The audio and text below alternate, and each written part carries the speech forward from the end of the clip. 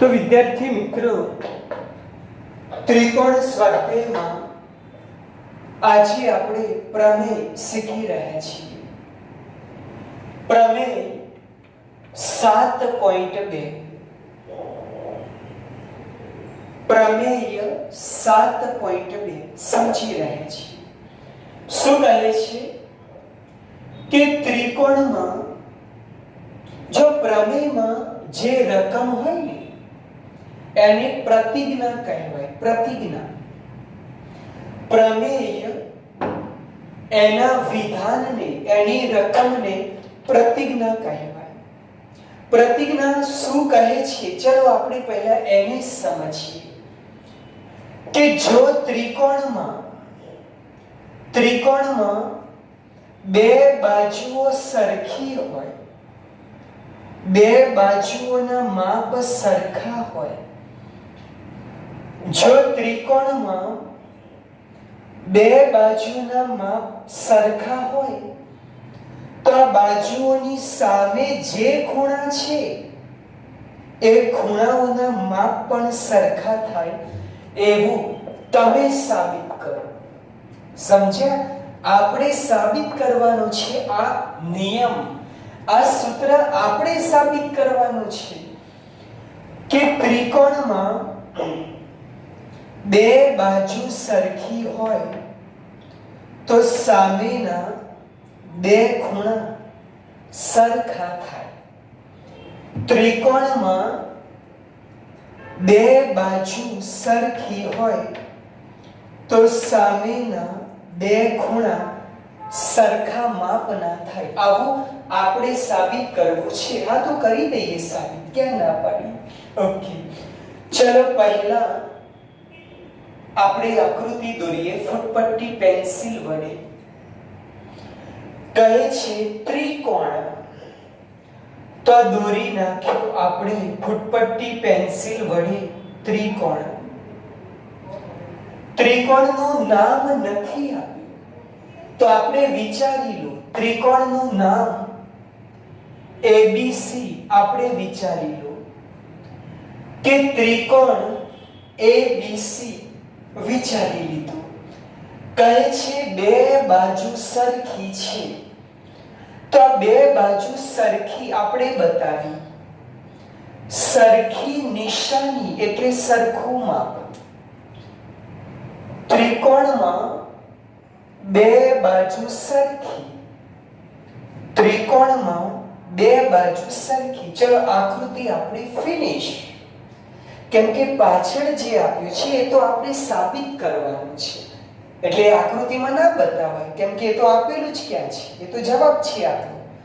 આપેલું ખાલી આટલું છે કે ત્રિકોણમાં બે બાજુ સરખી, ફક્ત આટલું જ આપેલું છે। ઓકે, શીખ્યા આપણે સ્વાધ્યાય 5માં આપણે શીખ્યા કે પ્રમેય એના 3 અંગ છે, કે પ્રમેય એના 3 અંગ છે, પક્ષ, સાધ્ય અને સાબિતી। સ્વાધ્યાય 5માં આપણે ચર્ચા કરી પૂર્વધારણા એના વિશે, પ્રમેય એના વિશે। શીખ્યા આપણે કે પ્રમેય એના 3 અંગ છે, પક્ષ, સત્ય અને સાબિતી। જે આપેલું હોય એ પક્ષમાં લખાય। ત્રિકોણમાં બે બાજુ સરખી છે, જે આપેલું છે એ પક્ષમાં લખો। ત્રિકોણમાં બે બાજુ સરખી છે, આ આપેલું છે માટે પક્ષમાં લખો, પણ સંકેતમાં લખો। ત્રિકોણ તો સંકેતમાં લખો કે ત્રિકોણ ABC માં બે બાજુ સરખી છે, બે બાજુઓ સરખી છે, પણ કઈ બે બાજુ એ પણ સંકેતમાં લખો। AB અને AC AB અને AC આ બે બાજુ સરખી છે. જે આપેલું છે પક્ષમાં લખો અને સંકેતમાં લખો. ત્રિકોણમાં સંકેતમાં લખ્યું ત્રિકોણમાં, બે બાજુ સરખી સંકેતમાં લખ્યું બે બાજુ સરખી. જે જવાબમાં લાવવાનું છે, જે સાબિત કરવાનું છે એ સાધ્યમાં લખો. જે સાબિત કરવું છે, જે જવાબમાં લખવું છે એ સાધ્યમાં લખો, પણ સંકેતમાં લખો. સામેના ખૂણા પણ સરખા. જુઓ AB આમાં C નથી એટલે સામેનો ખૂણો C. AC આમાં B નથી એટલે સામેનો ખૂણો B. કે સામેના બે ખૂણા સરખા, સામેના ખૂણા સરખા, સામેના ખૂણા સરખા સંકેતમાં લખી નાખીએ. બોલ આવડશે? Yes sir. ચલો હવે આપણે સાબિતી તરફ પ્રયાણ કરીએ. ફરી એક વખત સમજો. જે આપેલું હોય પક્ષમાં લખો અને જે સાબિત કરવાનું છે એ સાધ્યમાં. ફરી એક વખત. જે આપેલું હોય એ પક્ષમાં લખો અને જે સાબિત કરવાનું છે એ સાધ્યમાં, પણ સંકેતમાં લખો. શું આપેલું છે? ત્રિકોણમાં બે બાજુ સરખી અને જવાબમાં લાવવાનું છે સામેના ખૂણા સરખા. ચલો હવે સાબિતી આપણે ચર્ચા કરીએ. સાબિતીમાં કેવું હોય? સાબિતીની શરૂઆતમાં પક્ષ લખાય. પક્ષમાં તમે જે લખ્યું છે એ અહીં શરૂઆતમાં લખાય. અથવા રકમમાં નથી આપ્યું એવું કંઈક વધારાનું તમે દોરો છો તો એ વધારાની વસ્તુ લખવી પડે. જો રકમમાં પ્રતિજ્ઞામાં જે આપેલું છે એના પરથી તો આટલું જ દોરાયેલું. પ્રતિજ્ઞામાં જે આપેલું છે એના પરથી તો આટલું જ દોરાયેલું. પણ જે સાબિત કરવું છે એ સાબિત કરવા આપણે વધારાનું કંઈક દોરીએ છીએ. એ ખૂણાના બે સરખા ભાગ કરે એવો દ્વિભાજક દોરીએ. આ બે સરખા ભાગ કરે એવો દ્વિભાજક દોરીએ જે BC ને અહીં D માં છેદે. ફરી એક વખત સમજો. સાબિતીની શરૂઆતમાં કાં તો પક્ષ લખો અથવા તો રકમમાં નથી આપ્યું અને વધારાનું તમે કંઈક દોર્યું છે તો આ વધારાનું લખો. તો આપણે આ વધારાનું દ્વિભાજક દોર્યું છે તો શરૂઆતમાં એ લખીએ કે ખૂણા A નો દ્વિભાજક દોર્યો અથવા તો રચ્યો. કે ખૂણા A નો દ્વિભાજક રચ્યો કે જે એ ખૂણાના બે સરખા ભાગ કરી આ સરખું માપ થાય એવો દ્વિભાજક દોર્યો જે BC ને D માં છેદે. જે BC ને ક્યાં છેદે? D બિંદુમાં. રચ્યો કે જે BC બાજુને D બિંદુમાં છેદે. બોલો આવડશે? Yes sir. ચલો હવે આપણે આ બે ત્રિકોણમાં ત્રણ અંગ એકરૂપ બતાવીએ. કાં તો બા ખુ બા, કાં તો ખુ બા ખુ, કાં તો ખુ ખુ બા, કાં તો બા બા બા, કાં તો કા કબા. આ પાંચ શરત પૈકી કોઈ પણ એકનો ઉપયોગ કરીએ આ બે ત્રિકોણમાં ત્રણ અંગ એકરૂપ બતાવીએ. પ્રમેય પૂરો. કેટલું સિમ્પલ છે.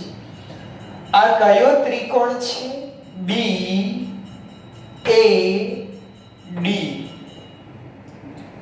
એક ત્રિકોણ છે BAD.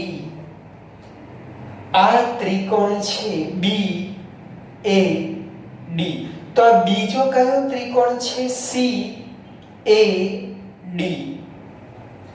કે ત્રિકોણ CAD. આ બે ત્રિકોણની સંગતતા માટે અથવા તો આ બે ત્રિકોણમાં આ બંને ત્રિકોણમાં તમને દેખાય છે કે આ એક એક બાજુ સરખી છે. જુઓ છે ને સરખુંમાં સરખી નિશાની. આ ત્રિકોણમાં AB અને આ ત્રિકોણમાં AC.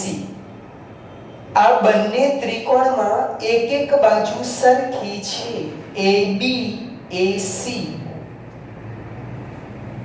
AB AC એક એક બાજુ સરખી છે. AB AC સરખું એ તો પક્ષમાં આપેલું છે, તો કૌંસમાં કારણ લખી પક્ષમાં. આ તમે બાજુ સરખી બતાવી, બાજુ. હવે તમે જુઓ, આ તમે દ્વિભાજક દોર્યો તો આ ખૂણાના બે સરખા ભાગ થયા. આનું માપ 50 હોય તો આનું પણ 50. એટલે કે આ બીજી વસ્તુ તમે સરખી બતાવી. આ કયો ખૂણો છે? B A D. આ ખૂણો B A D કે ખૂણો BAD. આ ખૂણો તો આ કયો ખૂણો છે? CAD કે ખૂણો CAD. આ બંને ખૂણાના માપ સરખા થાય એનું કારણ લખો. એ ખૂણાનું દ્વિભાજક AD છે એના લીધે. ખૂણા A નો દ્વિભાજક AD હોવાથી ખૂણાના બે સરખા ભાગ થાય એટલે સરખુંમાં. અહીં તમે ખૂણા સરખા બતાવ્યા, અહીં તમે બાજુ સરખી બતાવી, અહીં તમે ખૂણા સરખા બતાવ્યા. ફરી પાછી બાજુ સરખી બતાવી તો બાખુબા પહેલો અક્ષર લો. બાખુબા શરતના આધારે બે ત્રિકોણ એકરૂપ થાય. પણ બીજી કઈ બાજુ લઈએ તો અહીં જુઓ, આ છે AD. આ ત્રિકોણમાં આ ત્રીજું અંક. આ ત્રિકોણમાં AD નું જે માપ હોય, આ ત્રિકોણમાં AD નું માપ એટલું જ હોય. આ ત્રિકોણમાં AD અને આ ત્રિકોણમાં AD સરખું માપ. AD બરાબર AD. કૌંસમાં લખીએ સામાન્ય બાજુ, કોમન બાજુ. તો હવે લખી શકાય કે બાજુ ખૂણો બાજુ બાખુબા શરતના આધારે બે ત્રિકોણ એકરૂપ છે કે માટે એક ત્રિકોણ BAD અને બીજો ત્રિકોણ CAD આ બંને ત્રિકોણ એકરૂપ થાય બીકોઝ બાખુબા શરતના આધારે. બાખુબા. બસ હવે એક જ લાઈન લખવાની છે. પ્રમેય આપણું પૂરું. આવી ગયા 4 માર્ક. આ 4 માર્કમાં પૂછાય છે. હવે એ સમજો, રકમમાં જે આપેલું છે એ પક્ષમાં લખો અને જે સાબિત કરવાનું છે એ સાધ્યમાં, પણ બધું સંકેતમાં. ઓકે. સાબિતીની શરૂઆતમાં પક્ષ લખો અથવા તો આવું કંઈક વધારાનું દોર્યું છે તો એ લખો. શું કર્યું? આ બંને ત્રિકોણમાં એક એક બાજુ સરખી, એક એક ખૂણો સરખો, બીજી બાજુ સરખી બતાવી તો બાખુબા શરતના આધારે બે ત્રિકોણ એકરૂપ થયા. શું બોલ્યા છીએ? બે ત્રિકોણમાં 1 2 3 અંક એકરૂપ હોય તો બે ત્રિકોણ એકરૂપ લખાય. બે ત્રિકોણમાં 1 2 3 અંક એકરૂપ હોય તો બે ત્રિકોણ એકરૂપ લખાય. અને બે ત્રિકોણ એકરૂપ થઈ ગયા તો આ 3 સિવાયના બીજા 3 અંક એકરૂપ લખી શકાય. તો આ ત્રિકોણમાં B અને આ ત્રિકોણમાં C આપણે એકરૂપ લખીએ. આ ત્રિકોણમાં B અને આ ત્રિકોણમાં C એનું માપ આપણે સરખું લખીએ. કૌંસમાં લખીએ CP CT પ્રમાણે. શીખ્યા હતા આપણે આ થિયરીમાં. કે બે ત્રિકોણમાં ત્રણ અંગ એકરૂપ બતાવો તો બે ત્રિકોણ એકરૂપ થાય. અને CPCT કહે છે કે બે ત્રિકોણ એકરૂપ હોય તો ત્રણ સિવાયના બીજા ત્રણ સરખા માપના લખાય. આપણે એક જ લખ્યું B બરાબર C, ક્રમમાં લખો C બરાબર B, C બરાબર B થાય. તો આપણે જે સાબિત કરવાનું છે એ થઈ ગયું C બરાબર B, બંનેનું માપ સરખું. પ્રમેય સમાપ્તિની ઘોષણા કરવી પડે આ રીતે બ્લેક ચોરસ અથવા લંબચોરસ દોરીને. ઓકે, પ્રમેય કદી ગોખવાનું નહીં, પ્રમેય કદી પાકો કરવાનું નહીં. પ્રમેય માટે ફક્ત એક જ વસ્તુ યાદ રાખો કે આકૃતિ પરથી સમજવાનું. બોલ આવડશે? હા. પ્રમેય બે વખત મોઢે લખવાનું તો આવડે. આ પ્રમેય બે વખત મોઢે લખો હોમવર્કમાં. આ પ્રમેય હોમવર્કમાં બે વખત મોઢે લખો.